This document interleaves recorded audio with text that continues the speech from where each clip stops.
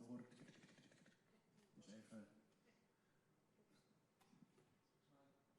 Dus even airplane stand.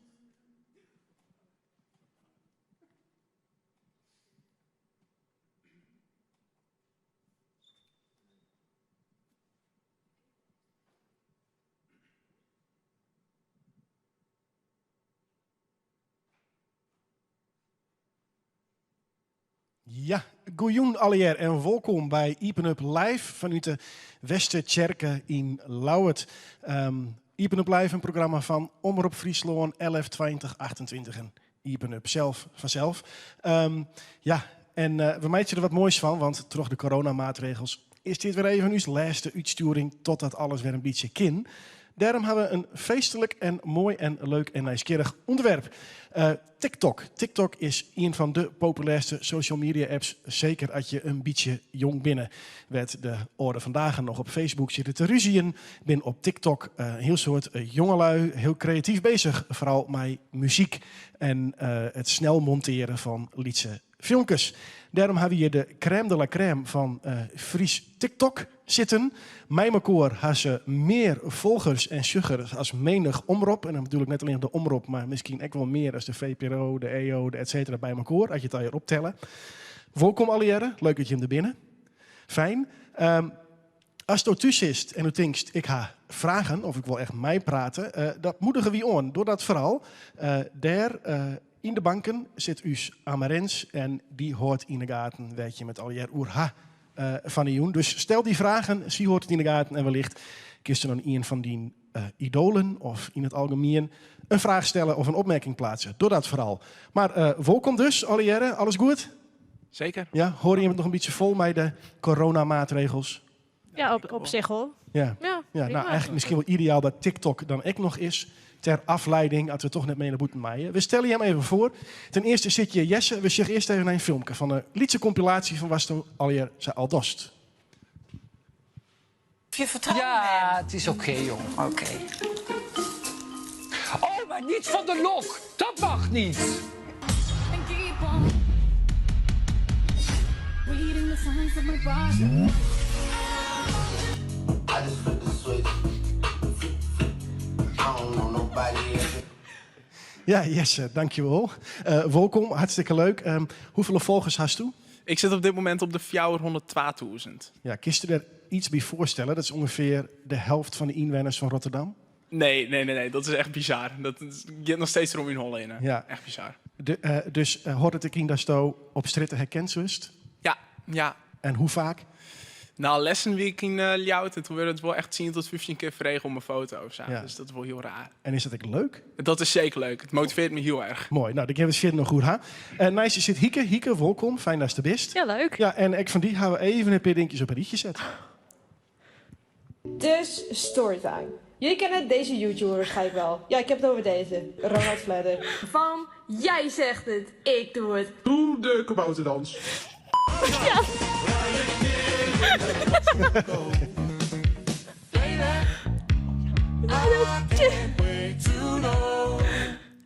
Ja, Hieke, waar is die man naast die daar? Dat is mijn height. Jim Hyde. Ja, dat is mijn height. Die zit direct in de cel. En is die wel vaker leidend voorwerp in die filmpjes? Die vindt het leuk. En ik vreeg het toen. Was mij wat weer niet? Ja, ik wil wel mij wel. Ja. Wat we even kwart zeggen van meest die net wisten. Toen zei ze in die volgers, nou, zeg maar wat drama. Dan komt het in de commentaren. Ja. Hoeveel reactie krijg je daarvan? Dit is dan. Het hing het er echt van af. Soms eigenlijk echt 1200 reacties. Maar het is echt van 200 tot 400 reacties kijk dan. Ja. En dan had ik echt dat ik denk van, oké, die reactie is leuk, die reactie is leuk. En dan denk ik, dan doe ik dat. Ja. Dat is En wel hoeveel leuk. volgers hast u? Nou, op dit moment ga ik richting de 60.000. Dus op dit moment 68.000. Ja. Ja. Ik net weinig, hè? Nee, echt. Het is op zich nog wel bizar. Ja. Dus ik denk van, poeh. Kiro, zit er weer nice? We zeggen eerst even naar, was toen zo al hier uit heest. Says cooking with the red. Coming after you.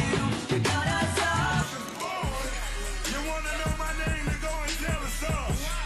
Yeah, my man's back. A whole lot of chops on your ass. Scram, we're scooting down.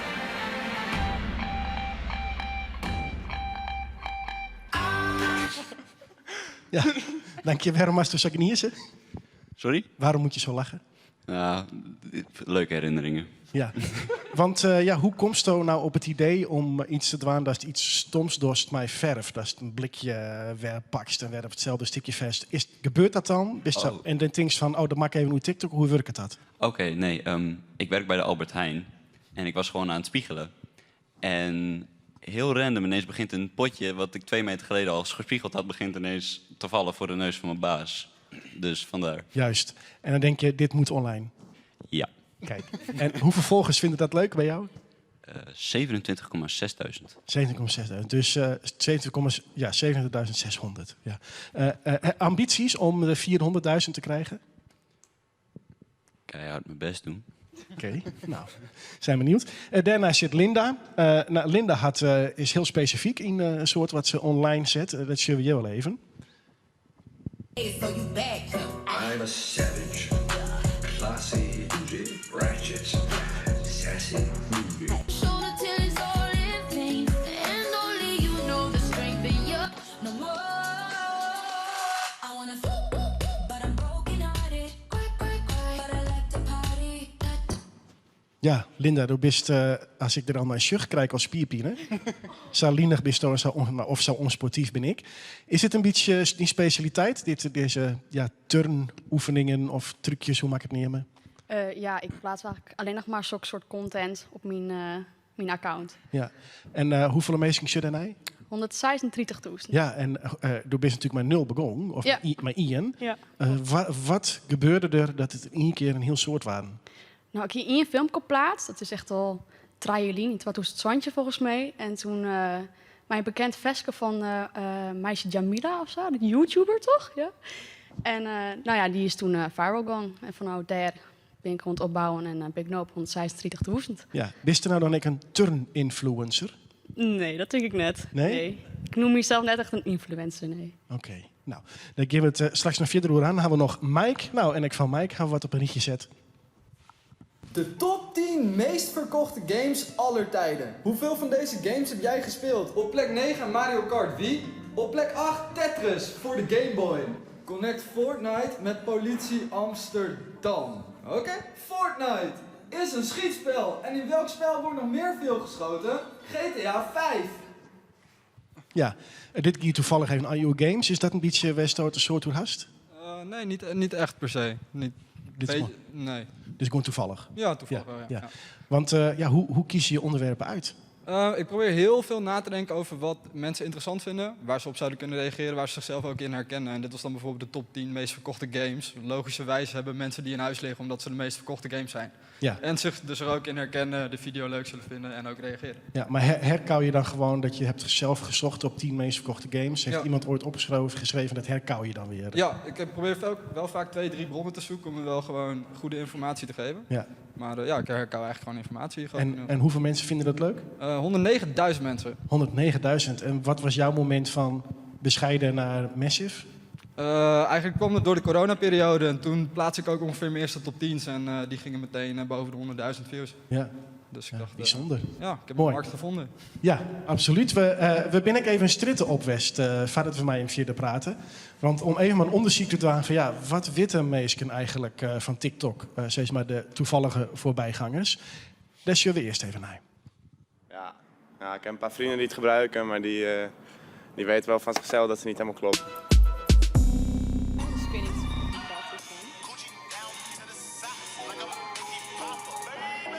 Ajo, ik TikTok op jouw telefoon. Nee, dat heb ik net. Nee. Gewoon soms met wat vriendinnen gaan we dat gewoon doen, maar we plaatsen het niet of zo. Gewoon voor de lol. Ja, dat is TikTok. Ik heb geen flauw idee. Ik gebruik deze app eigenlijk nooit. Maar bepaalde vrienden van mij zitten er wel op. Dus daarom, ik volg eigenlijk alleen hun. Ik heb hun filmpjes. En, maar verder vind ik het niet heel interessant eigenlijk. Nee, ik niet. Nee, ik ook niet. Ja, ik heb er niet echt behoefte aan of zo. Ik weet niet. Het is echt een beetje zo'n trend en dan denk ik, nee. Nee, ik heb geen TikTok. Ik gebruik niet. Ik heb alleen gewoon Facebook en WhatsApp. Die 2 gebruik ik alleen. Ik heb al WhatsApp met mijn familie en ik heb Gmail. En voor de rest ga ik persoonlijk met mensen liever praten dan via TikTok. Ja, allemaal dansfilmpjes en ik vind het wel eens leuk om erop te kijken, maar ik doe er verder niks mee. No, I cannot. No, I can't. No, I never made one actually. I just watched the videos. Kun je eentje voordoen? Jawel, denk ik.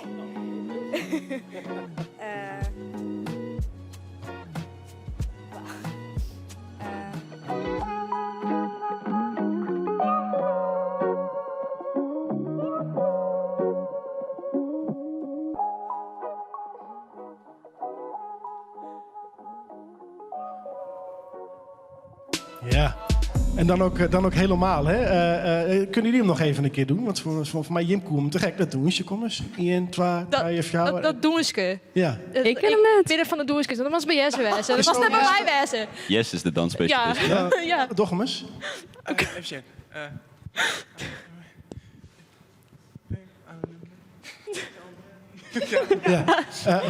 Hoeveel doenskes kist er u te hollen?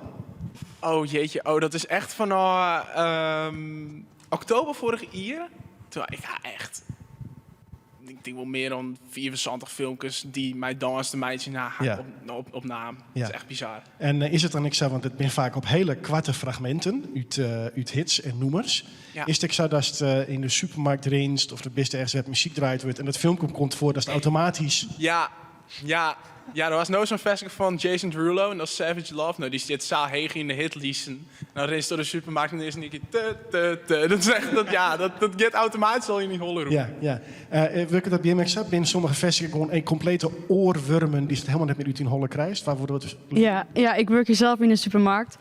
Nou ja, elke keer dan komt de vestiging en dan ben ik gewoon op mij dansen. Dat is hoe grappig vind ik. Ja.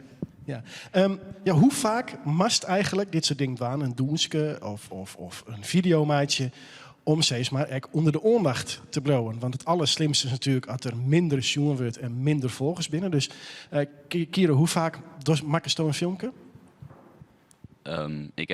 Ik post niet heel frequent, maar als ik post ik soms 5 video's in één keer. En dan hoop ik dat 1 ervan minstens gewoon goed loopt. Oké. Ja, en hoe is het voor die? Ik upload ongeveer 1 op een dag en dan zie ik ongeveer wanneer de ben. Heel vaak kijk ik mijn squallen uit binnen en dan denk ik van, dan plaats ik hem erop en dan pakt hij hem soms wel eens automatisch op de viewpage en dan denk ik van, dan gaat hij lekker. Ja, is dat dan binnen, wat is het? Dus zij is het ben uit squallen binnen, dus wat is dan die doelgroep? Tussen mijn doelgroep, ik denk dat mijn doelgroep sowieso tussen de 10 en de 15 hier zit. Ja, heel erg jong Sowieso dus. tussen, ja. En hoe wist u dat? Het is echt heel erg, ik denk wel de content die ik maak zie. Dat het soms echt wel eens, steeds maar de doelgroep tussen de 10 en 15 is. En net echt tussen de 15 en de 20. Ik heb wel meesten die zitten tussen de 15 en de 20. Maar de meesten weer wel tussen de 10 en de 15. Maar dat komt echt waarschijnlijk omdat de meesten van tussen de 10 en de 15 op TikTok zitten. Ja. En binnen dat, door kist natuurlijk in de statistieken ik wel aardig zien werd iedereen zo wat wij komt. Is dat al in Nederland of ik de boeten? Het is volgens mij echt iets van 8% komt uit België wel, zoiets. Mhm. En dan de rest komt in Nederland wel. En dan kist ik nog zien hoeveel verhalen en mannen binnen. Nou, sowieso op TikTok is meer verhalen. Mhm. Maar het is echt wel, dat kist eigenlijk meer zien. Ja. Meer eigenlijk echt net. Ja. En hoe zie je hem eigenlijk de sounds of de vestkes uit om iets mee te doen? Hoe kies je? Want er binnen natuurlijk legio, er binnen een heel soort. Hoe doorstoot het? Yes? Ik zit eigenlijk heel veel op de For You page en dan op een gegeven moment dan komt en wat is de lezersute van mensen die het weten? Want er zijn 2 pages eigenlijk. Ja, hè? klopt. 1 pagina van mensen die het volgt en de For You page. Wat is de For You page? De For You page is eigenlijk een pagina waar alle aanbevolen video's op komen. En die eigenlijk gewoon die TikTok uitzieken waarvan hun denken van, dit is een leuke video die eigenlijk volle views mat ha. En dan is just eigenlijk op de For You page. En dan komt zo vaak bijvoorbeeld een bepaald vesketje in. En dan kist erop zien en dan kist ik zien hoeveel video's die had. En dan zie ik daar eigenlijk zijn veske uit. En dan haast ik bij het plusje daaronder, dan kist een videomeidje. En dan zit er ook al toplijsten of pops zitten. Dus daar is dan ook altijd een muziekje. Ja. En is dan een beetje Ian die de gewoon blien de hitparade, om het zo maar even te nemen, volgt. Wat de dingen die het viral gaan binnen. Of kies ik als u was, denk van maar dit vind ik gewoon zelf heel leuk. Ja, nee, er zitten ook wel veskes bij waarvan ik denk, maar dit is gewoon heel leuk om de beat te aan. Ja. En ik kies wel van de meesten, kies ik wel echt de hit veskes. Die gewoon echt gewoon echt hut ginnen. Ja. Dan gaat die video meestal echt zelf hut. Ja. Maar als er een vechtgebied zit die net hut gaat, dan denk ik, nou, dan draai jou een eigen draai hoor. En dat is ook wel hoe het gaat. Ja. En Mike, hoe zit dat bij die? Want hoe vaak vies dat je iets plaatsen mast om die following goed te houden? Ik plaats zelf 2 per dag, 2 video's. Op zaterdag is vaak 1, omdat ik merk dat de platform dan veel drukker is. Dus dat je minder makkelijker tussendoor komt.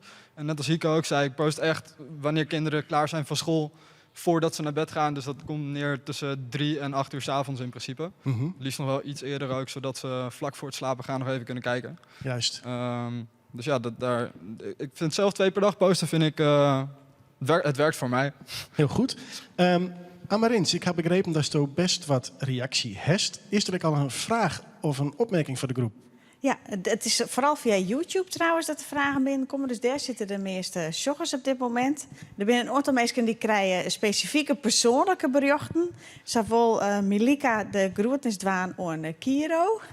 En Jasmijn Forever zei het, hou van jou Jesse. Oh, dankjewel Jasmijn. En Thijs van der Zee die zei, boah, lekker bezig Hieke, zomaar op Omroep Friesland. Dankjewel Thijs. En er zijn ook vragen. Inderdaad, wat ik zelf wel grappig vond, is de Love Singing Girl. Die vreeg het, hebben TikTokkers al cadeautjes van fans gekregen via de post? Ja, hij hem al fans die mij de post wat opstuurden. Ik zelf heb echt nog niks gekregen. Ik ben ook nog nooit herkend op straat. Oh. Dus soms vraag ik me wel eens af of ik wel besta. Ja.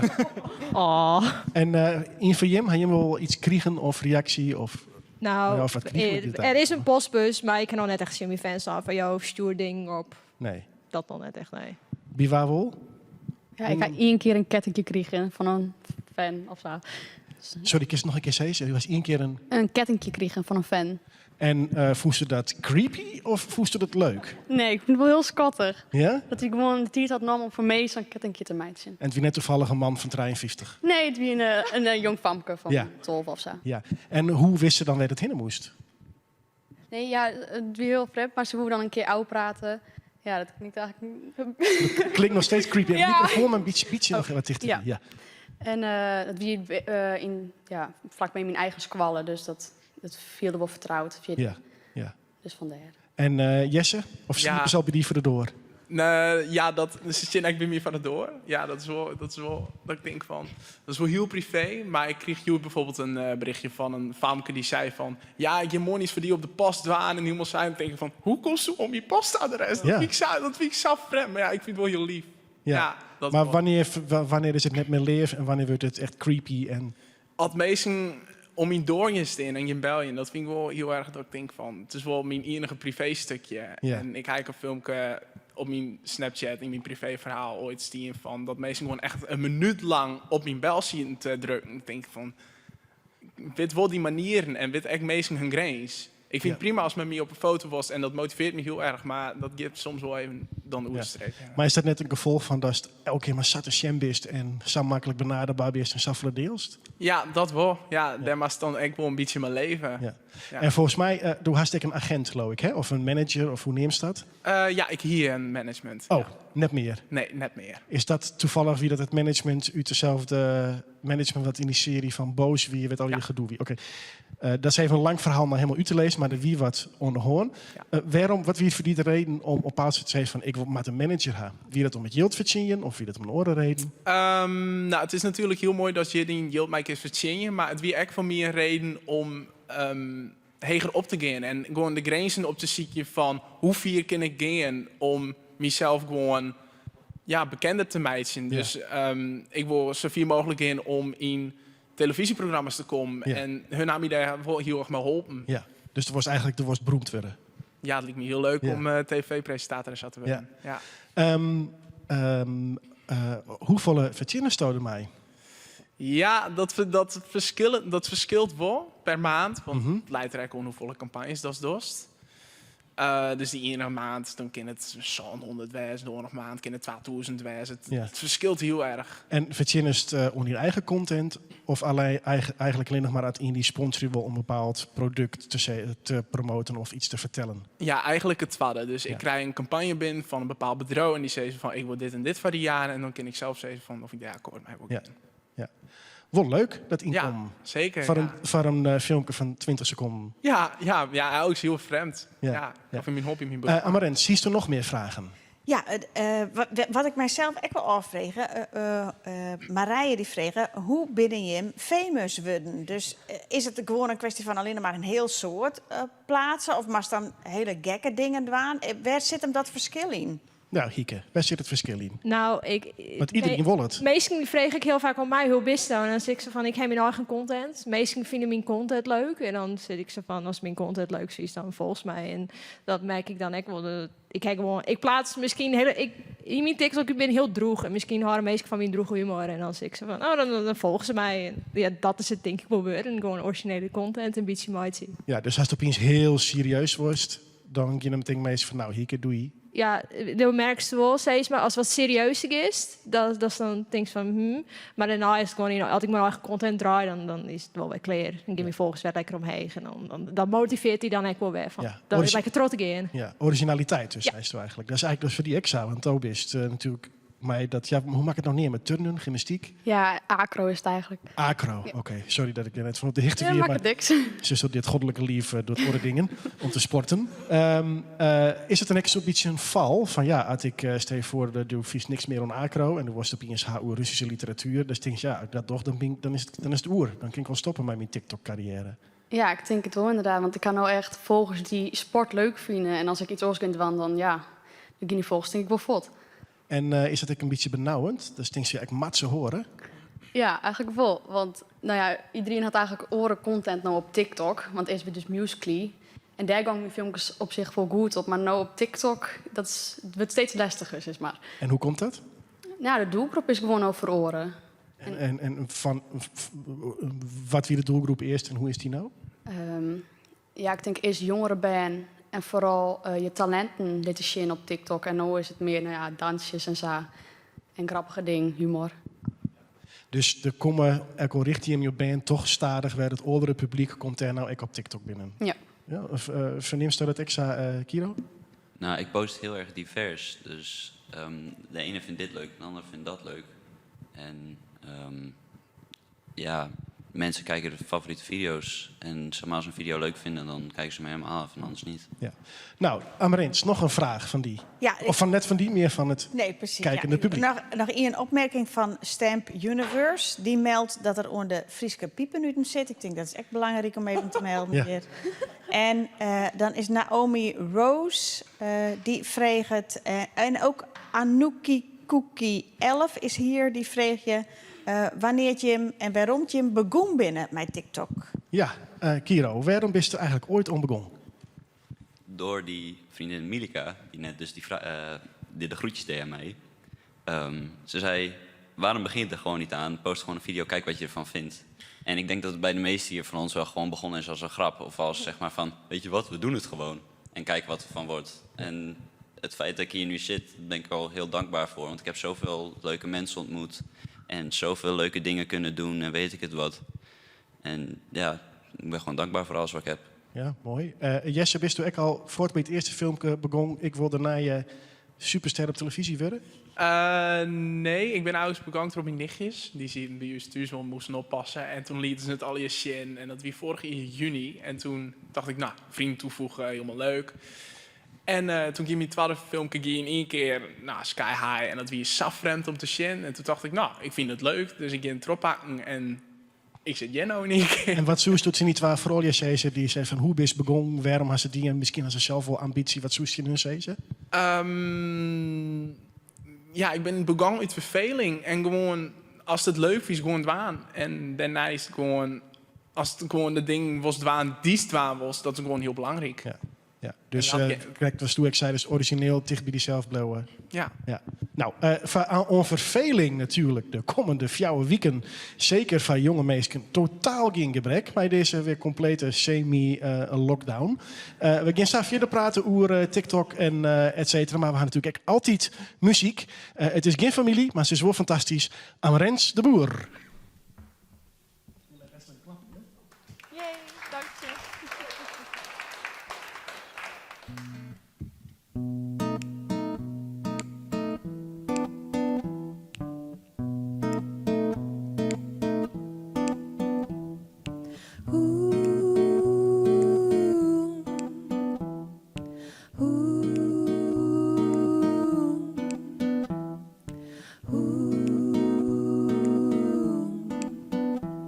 Nog stiekem even kijken, misschien dat hij het merkt. Nog net iets langer blijven, misschien dat dat dan werkt.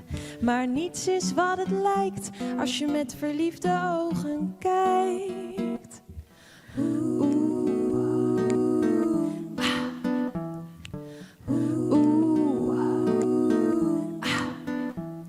Je aandacht is bevestigd, nu kijken wat hij doet. Het spel is begonnen en man, wat is hij goed. Maar niets is wat het lijkt als je met verliefde ogen kijkt.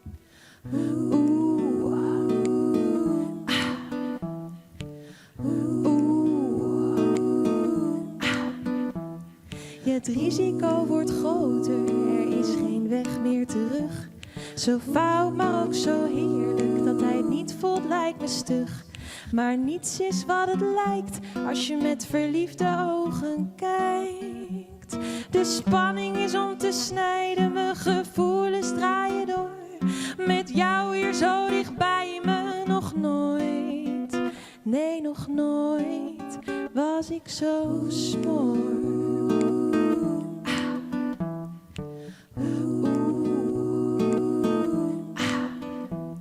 Je dwaalt door mijn gedachten, maar spreken zal ik niet. Dus het blijft bij mijn illusie, totdat jij het eindelijk ziet. Maar niets is wat het lijkt, als je met verliefde ogen kijkt. En het drijft me in het nauw, want als ik iets zeg, krijg ik vast spijt.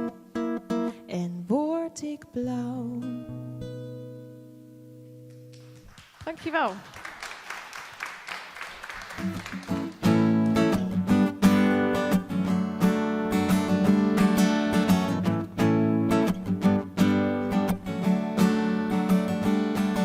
Ik zat laatst in een leuke bar en ik keek er naar de kaart. Ik werd er niet veel wijzer van, bestelde koffie met een stukje taart. Maar toen ik dat dus aan de barman vroeg, was mijn einde vrijwel nabij. Bleek dat hij barista was en hoe kwam ik er toch bij? Gewone koffie is uit de tijd. Je moet een hippe lungo met liefde bereid. Americano, cappuccino, espresso of een slow press. De filter vol, zeg maar goodbye stress. Macchiato, avocado, mocha of cortado. Op mijn Insta plaats ik nog een foto. Uiteindelijk, na veel gedoe, heb ik ook een taartje besteld. De keuze die was reuze glutenvrij, vegan bodem met spelt. Een piece of cake, dat is het niet nu ik in mijn kopje sta. Een hartje met een hartje, met nog meer hartjes aan elkaar. Gewone koffie is uit de tijd. Je moet een latte art met liefde bereid. Americano, cappuccino, espresso of een slow press. De filter vol, zeg maar goodbye stress. Macchiato, avocado, mocha of cortado. Op mijn Insta plaats ik nog een foto. Stempel op mijn stempelkaart. Ik drink door in volle vaart. Stempel op mijn stempelkaart. Gratis koffie opgespaard.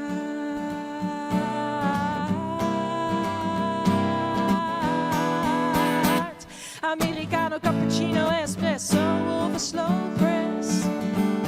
De filter vol, zeg maar goodbye stress.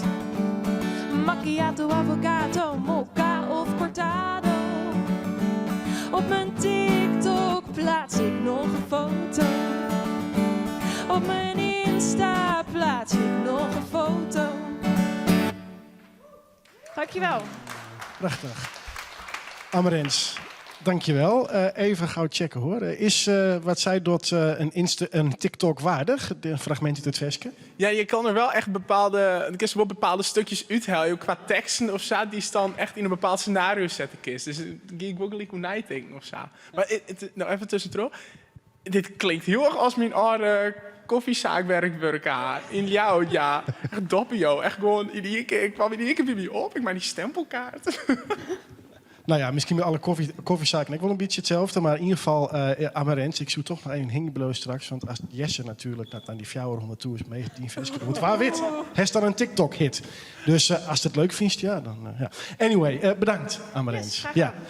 Jongens, we gaan even naar de monitor. Want behalve dat TikTok natuurlijk heel erg leuk is en leuk is om te praten, was er al je mee kist. Het het zelfs al de woede van, nou dat is op zich net zo moeilijk, maar de woede van Trump zich op haar hals hellen. Hoe komt dat? Daar sjuggen we even naar.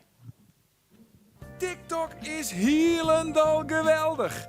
Maar de app kent ook een skaatkant. Zo is de privacy wel een dingetje.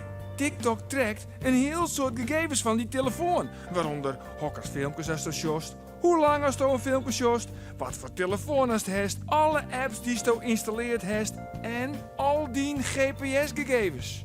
Met al die informatie kan de app zomaar abracadabra die de perfecte filmpjes uitserveren. Alleen had TikTok net al die gegevens daarvoor nodig. Een heel soort had er heel niet mee uit te staan. En daarbij komt ook nog eens dat TikTok een Chinees bedrijf is. En Chinese bedrijven en de Chinese oerhiet, die gaan hoorn in hoorn. In kwatten zou dat budgetten kunnen dat alle data die TikTok sammelt bij de Chinese oerhiet te lonen komt. Nevens TikTok valt dat wel wat ta, want de data wordt net opslaan in China. En dan is er ook nog het fenomeen censuur. Want zo wie er een filmpje dat op TikTok viral ging hoe de Xinjiang niet verwijderen waard. Then you're going to put them down and use your phone that you're using right now to search up what's happening in China, how they're getting concentration camps, throwing innocent Muslims in there. TikTok het zelf zijn dat het om een meestelijke flater ging en dat de video geen regels uitreden heeft. En laten we echt net die man uit Amerika vergeten, meneer Trump. Die wil graag heel TikTok in de ban vanwege privacyproblemen. We're looking at TikTok. We may be banning TikTok. We may be doing some other things. There are a couple of options. Het ging al in het terug, want daar stuurt dan weer de rechter een stokje voor. Verder is TikTok heel erg aardig. De app zit vol met unieke content. Maar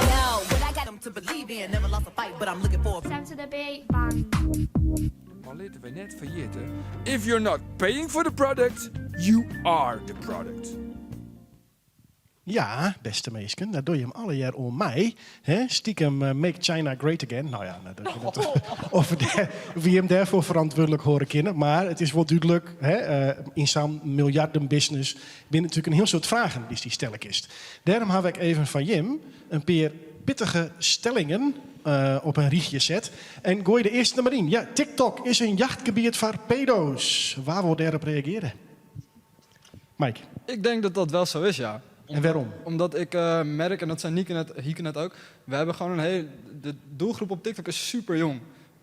Ik heb meegemaakt dat kinderen gewoon letterlijk hun woonadres in een livechat zetten, hun telefoonnummers in een livechat zetten. Als er een pedo op dit platform zit, kan hij dat zo oppikken. Ze kunnen zo vriendjes maken en op die manier erin gaan. En ik denk dat dat gevaar op TikTok een stuk groter is dan op andere social media. Ja, vind je dat ook fysiek beangstigend? Ja, eigenlijk wel. Ik zorg er ook voor dat ik eigenlijk op geen één DM van een kind reageer. Gewoon voor de zekerheid. Ik wil niet dat iets uit context gehaald wordt of wat dan ook. Want hoe oud ben je? Ik ben 28, ja. Ik ben 27. Ja, dus zij is gewoon, ik al zei het in van zo'n hier, hoi, ik ben fan van die, ja, nou, zij is toch niks? Ik reageer er niet op, nee. Iemand anders die hierop reageren wil? Ja, dat eerste snap ik wel, wat Mike zei. Maar aan de andere kant denk ik van, als je heel netjes in een van die fans praat, gewoon, nou, wat lief dat dat zij is, dankjewel dat is mijn volgers.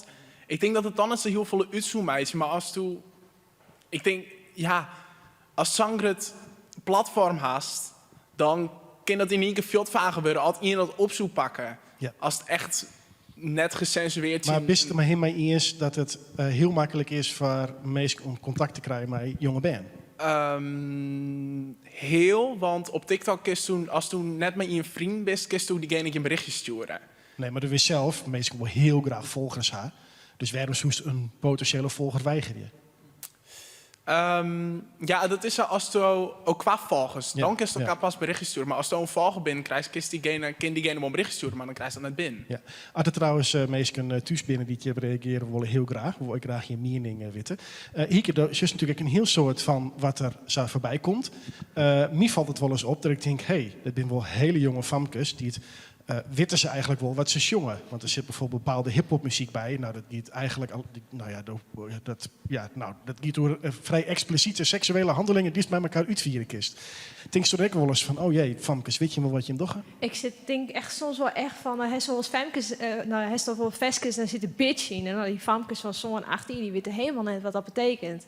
Maar ik herken wel zo van, TikTok heeft ze nou 13 plus maken. En wie ik op een gegeven moment wie het zelfs dan, als TikTok zich zo net ouder is dan 13, dan gong ze letterlijk die account verwijderen. Maar ja, Maar- tussen de 13 en Ja. 18 bestaat ik nog bij hem. Ik vind dat als tussen de 13 en 18 is, dan wist op zich wel wat heel vaak wel die veskes betekenen. Hast je nog lietsere zusjes? Ik heb een zusje van 15. Ja, Dus en dit is dan Veske op TikTok. Dat gaat over van hoe een vrouw die omschroot dat ze graag een penis safje in een moelen wil, dat hij achterin zit ding in de bek. Dat is een hele grote hit, is dat. Als zie daar op donsjes zoeken, wat zou Stefan vinden?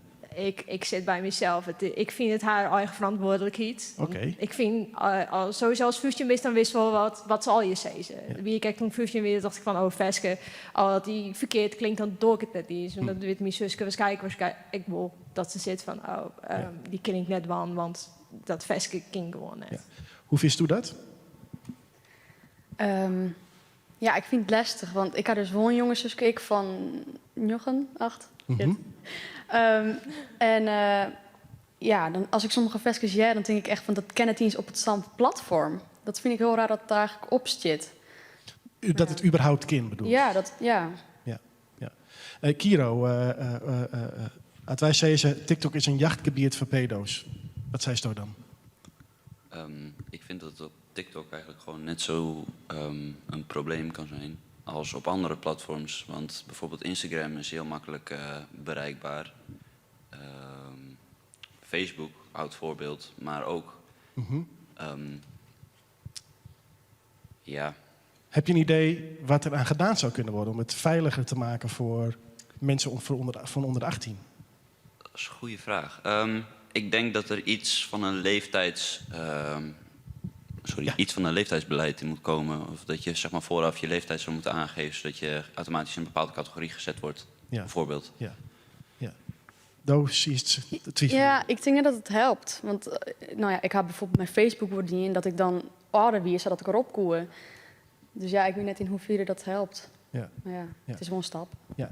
Mike, doe hier een vrij uitsprutse mening hoor. Ik denk dat het zo is. Ik reageer. Wat denk je dat TikTok veroordelen om het veiliger te maken van jonge mensen?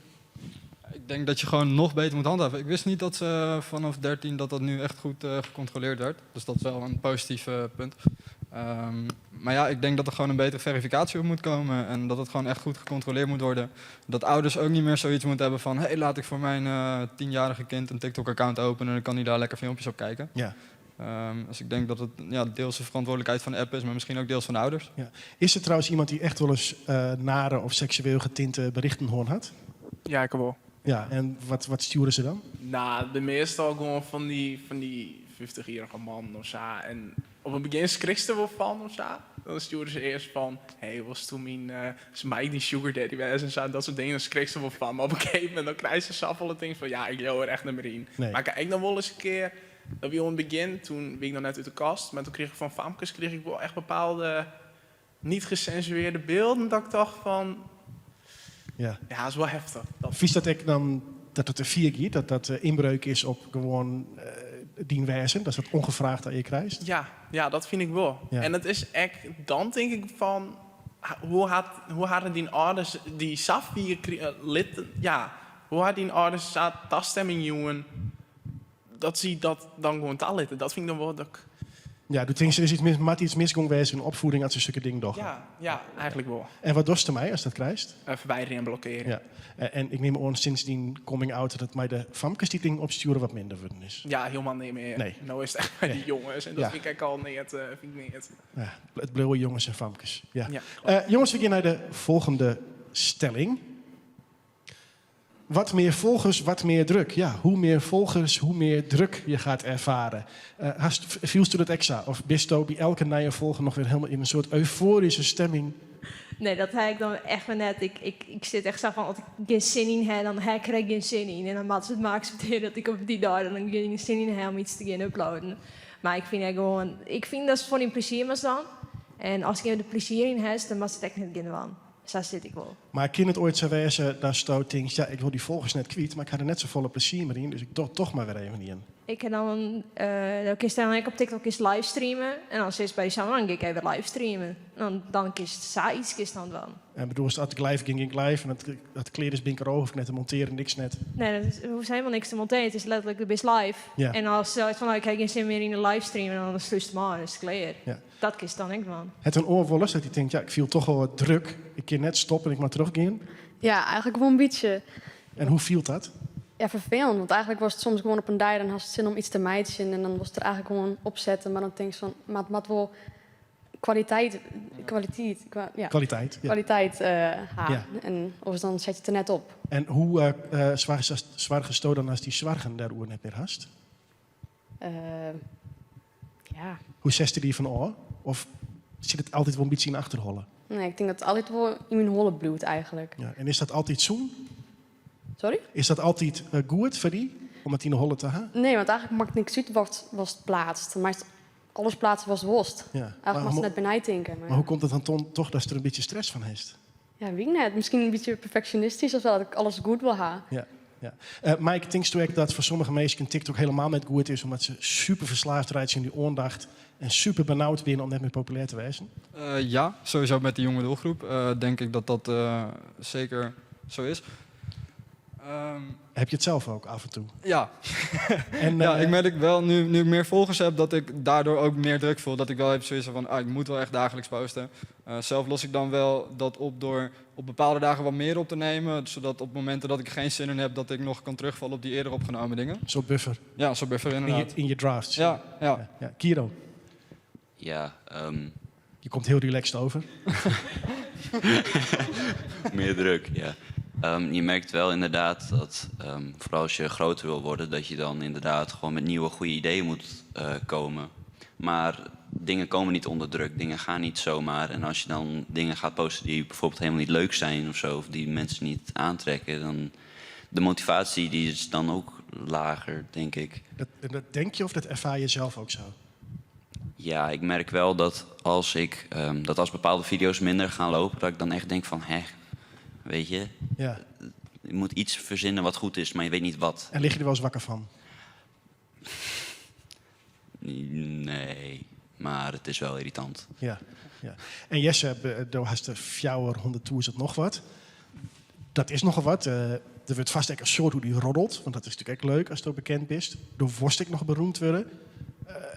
Hij stond er wel eens tabak van, behalve dat ze die oorbellen en rare dingen sturen. Ja, ik heb die tieren haak soms wel, ja. Ja, en dan zit ik er wel echt doorheen. Maar dan zet ik dat masker al en dan meid ik bij een video. Maar wat is voor die er terug in zitten? Ze is dan lusteloos op een bank of lijst naar bed, maar het locht uit? Of? Dan lees ik op bed mijn muziek op en dan probeer ik me een beetje uit te leiden. Ja. En dan probeer ik me er zelf een beetje bij op te krikken om dan weer een video te mij te zien. En hoe vier was het dan keer? Want er is nou 400.000 volgers. Was de ambitie, ik wil tv-presentator worden. Het lijkt me fantastisch als Wedden dat waarom komt en Doop presenteert het. Het lijkt me geweldig, een grutte quizshow. Maar hoe vier was er begin in steeds maar weer jaan van diezelf? Ja, daarin wil ik wel 4 gaan. Dat zit altijd in mijn holle. Dat is, ik wil echt, daarin ben ik altijd motiveerd best. En ja, dat is dan soms wel lastig dat ik denk, ja, ik ga eigenlijk geen rem. Terwijl ik die wel had. Ja, en binnen wel meestal om die hinnen die zei zo jongen, nou even chill out, want dat was helemaal raar. Ja. En waar ben dat? Nou, mijn leraar had het nog zijn, mijn Ja. theaterdocent had het soms nog zijn, vrienden van mij had het zijn. En lusters dan ook of? Nee, heel eigen wie is. Oké. Ja. Ja. En er was net een stemke in die holle die denkt, goh, dit ambitieniveau op dit tempo, ik mag net opbronen waar ik überhaupt in Aalsmeer in de tv-studio's ben. Nee, eigenlijk net. Nee, ik probeer gewoon... Ja, in mijn holle denk ik altijd van... Als ik gewoon nooit je trots zetten... dat ik me nou voor het volle 200% jou... dan maakt het goed komen. En dan baal ik echt heel erg... als ik iets voldwaan wat me dan net lukt. Daar baal ik dan wel echt heel erg van. Amarins, ben er nog mensen die je zich zien om, moet je willen? Ja, ik heb Beppe Beunhaas cross-video's. Die namen die het voorbij komen alleen nog al. Vind ik heel grappig. Ja. Die is het eerst met deze stelling die zei dat er een heel soort druk ondervindt van het posten van de filmpjes. En hij vreeg het hem ook, ja, wat is dan eigenlijk nog het leukste van TikTok? Is dat het creatieve proces van het meidje van de filmpjes? Of is dat de reacties die het krijgt? Dus waar zit dan de willen nog? Ja, waar zit van je de kick? Het meidje, de reacties of het yield? Ik heb dan heel vaak, ik wil vaak de reacties. Dan zeg ik van, oh, ik wil meer, ik wil meer, ik wil meer. En dan dat motiveert hij dan wel echt. Dus ik denk van, oké, dan maak ik nog wel in. En daarna is het van, oh, je wil nog meer. En dan, dat motiveert hij wel echt, ja. En denk je, goh, wauw, ik ben echt nog leuker als ik tocht. Dat is soms heel echt wel eens. Dan maak ik een TikTok en dan ging ik helemaal stuk op mezelf. Dan ik was dan maak ik een TikTok en dan leed ik het om je mem shit. En dan geef je mem helemaal stuk. En dan, dat is echt wel weer een motivatie. Dat dan gewoon mijn familie gewoon lekker achter zit. Dus die binnen het gewoon de positieve reactie, de vibe, die Kiro? Ja, ik heb inderdaad ook heel erg dat ik gewoon... Dan voelt het goed als ik een video maak. En dan kijk ik hem terug en dan ga ik inderdaad ook stuk op mezelf. En dan gaan de views goed, de leuke reacties. En dat is gewoon leuk om terug te zien. Ja. Dus dan stap je vrolijk de deur uit. Ja, vooral, nogal. Ja. Het bloot volgens mij een soort tussen... wat het leukste erom is eigenlijk het minst leuke erom. En wat het minst leuke erom is, kan ik weer het leukste worden. Ik wens je die heel soort succes, Piet Brik. Maar ik hoop dat het saffele energie heeft... Dat is toen net helemaal opbronst. Nee, dat komt ook goed. Oké, gelukkig. Maar. Nou, we gaan nog een stelling. En die had er eigenlijk best wel wat mee te krijgen. Terug TikTok ben ik veroren. Mike, ben je veroren terug TikTok? Ik weet net wat veroren. Veranderd. En de microfoon even bij... Nee, ik denk niet. Ik denk dat ik best wel mezelf ben gebleven. Ook als je kijkt naar de eerste video die ik post en de laatste video die ik post. Ik weet ook niet of dat komt omdat ik net iets ouder ben. Dus dat ik wat minder kneedbaar ben, wat dat betreft. Maar ik denk dat ik nog wel relatief mezelf ben gebleven. Ik ben niet echt uit de hoogte volgens mij geworden of iets dergelijks. En ook die feedback krijg ik ook wel terug van mensen die me al een beetje vanaf het begin volgen tot nu. Dat ze zeggen van, oh, maar ik merk eigenlijk niet echt veel verschil. Maar als je er niks door veranderd bent, zou je dan ook gewoon in één keer mee kunnen stoppen en bij weglopen en het ook prima vinden? In theorie wel, maar zo werkt het niet. Dus wat is er dan toch anders? TikTok heeft me sowieso een beetje weer een doel gegeven om iets te doen. Een dagelijkse bezigheid. En dat heeft mij gewoon heel erg gemotiveerd. En dat motiveert me ook nog steeds elke dag. Dat ik gewoon wel weet dat het een soort houvast is waar je dagelijks mee bezig bent. Waar je positiviteit uit haalt, leuke reacties van krijgt. Dus ik denk dat het me positiever heeft gemaakt. Ja. En dat even het doel vinden het leven heeft ook te maken met gewoon het afgelopen jaar, hoe het is gaan met corona en alle beperkingen die er waren en zijn? Nee, niet zozeer. Wel een beetje, maar ja, door die coronaboost is juist mijn TikTok-carrière gaan leven. Ja. Dus ik denk dat niet. Of zat je voorheen te blowen op de bank en even te gamen? Nee, maar ik ben wel een langstudeerder die al net iets te lang tegen zijn hbo aanhikt. En daar kan je ook wat minder vrolijk van worden. Ja. Dus uiteindelijk als je zegt, ik ben niet zoveel veranderd, maar ik ben wel gemotiveerder en actiever. Ja, zeker. Is het toch en wel. denk ik ook wel, voorheen was ik ook wel een vrij creatieve jongen, denk ik. Op een gegeven moment werd dat wat minder totdat ik TikTok vond. Toen dacht ik van, nou, dus kan ik bezig zijn met creativiteit, video's in elkaar zetten, et cetera. Ja. Dus. Linda, had TikTok die veroren? Ja en nee, denk ik. Ik denk als ik gewoon stop met TikTok, dan zoek ik het wel missen. Gewoon terug al de interactie met mijn volgers. Maar als iemand zei, oh, dat is echt een bekende, famous TikToker, dan denk ik net van, nee, ja, ik ben famous of zo. Maak het nou bijvoorbeeld on die familie, hij te mem of niet zuske vregen zo van, goh, is er oorswin terug TikTok? Wat zoen die dan zeggen? Nou ja, goed. Nee. Hij schudt van nee. Nee, dat is gewoon een hele nuchtere Fries. Ja. Amarens, hast je hier nog meestal dit wat u zeggen? Ja, ik vreeg mijzelf ook al. En er is een mevrouw die stelt daar ook een vraag over. Bianca, die heet ze. Die zei, wat vinden jullie de juiste leeftijd voor TikTok? Deze mevrouw zit zelf op TikTok en is 44 jaar. En had wel een soort volgers, zei ze, maar nog net zo volle als Jim ha. En dat zien we eigenlijk bij de oren social media, dat het begint bij de jonge mensen. En dat het dan letter in de tijd, ik voor uw doelgroep interessant werd. Ik weet net naar waar shirt aan mijn rent zijn. Ik heb het toen mezelf. Ja.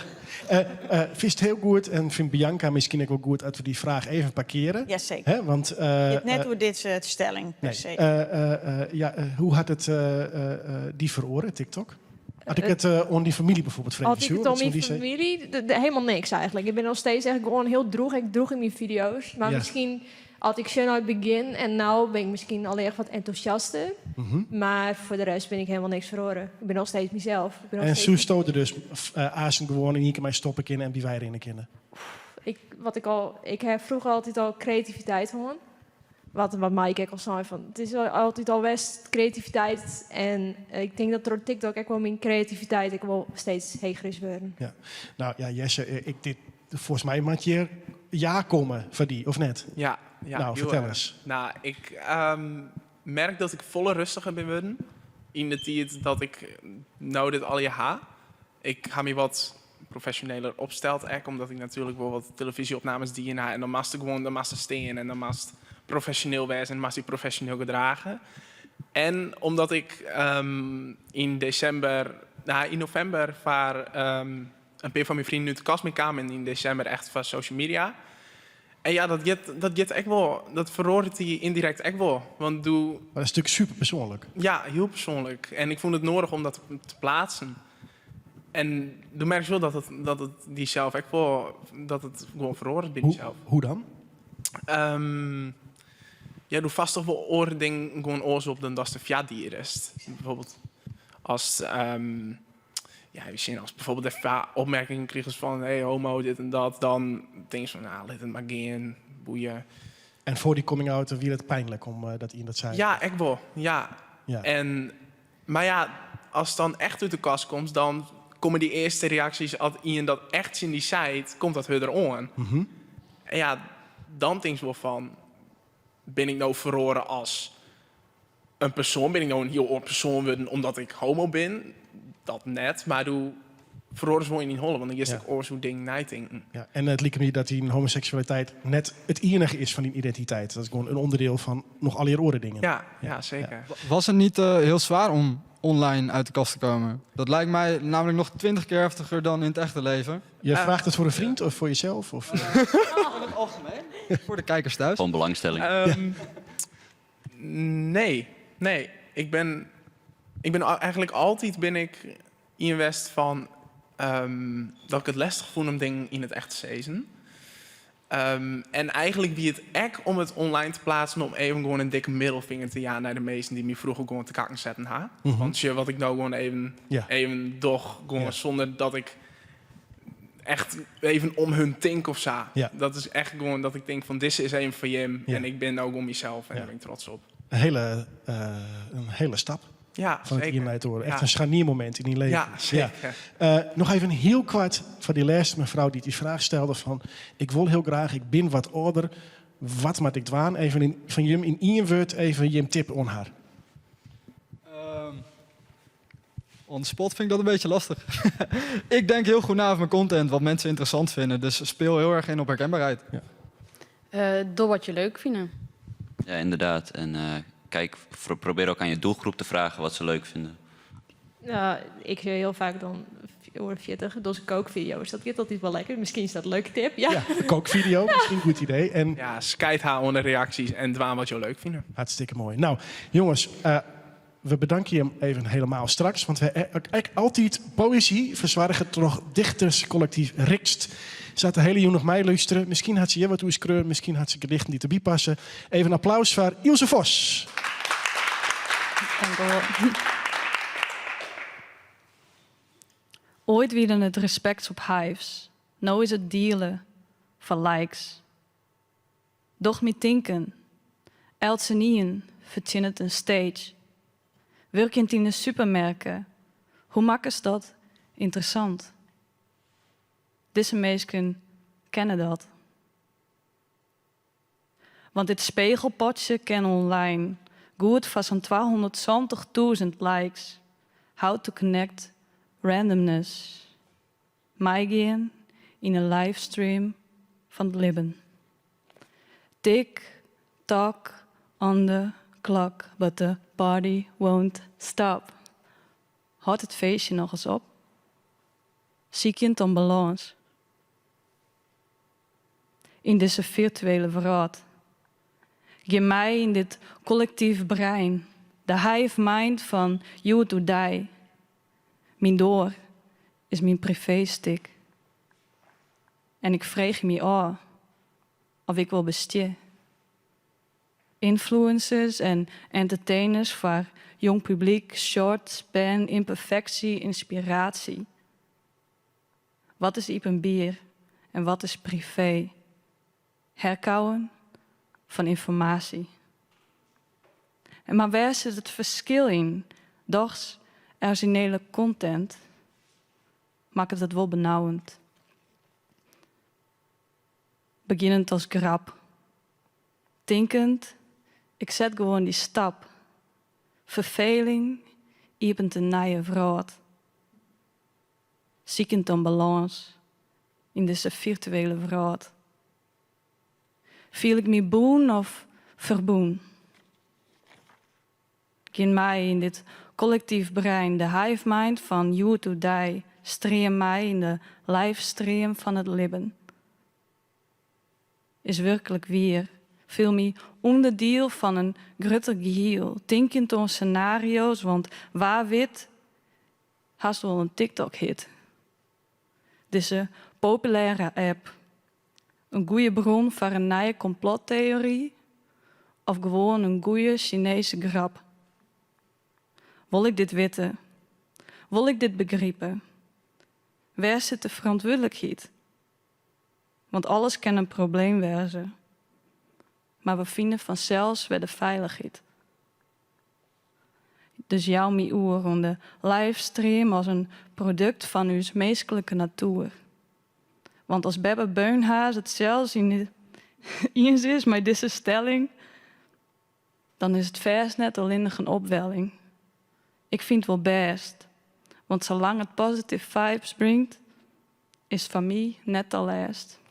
Dank u wel.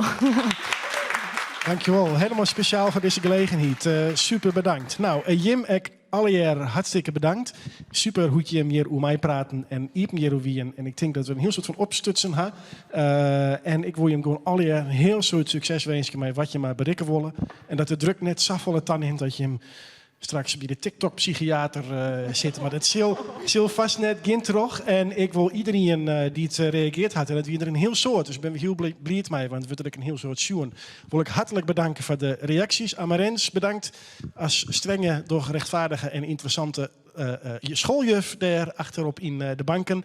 Ja, en omdat dit de tweede is, maar toch de nieuwe coronamaatregels voorlopig. Ik wil eerst even de lijst. Dan wil ik alle mensen van Omroep Friesland en van de techniek van de Westertjerken en de meest niet van uw zwaarige hier wil ik. En het team wil ik heel graag bedanken. Dat we toch nog de moed hier om dit te doen. Omdat soms de moedje wel correct is bij hem thuis, zoals we in de skoer zingt. Wij gaan nadenken over hoe we Iepen Up Live terugzetten kunnen coronaproof. Wat er gebeurt. Want de bloot behoefte aan het uitwisselen van kennis en debat en dat mensen uitpraten kunnen. Ik bij Omroep Friesland, omroep ik bedankt. Wij komen waarom, Jim Jerre wil, hoe en wanneer en houdt het vol de komende weken in Tinkom Koor. Bedankt.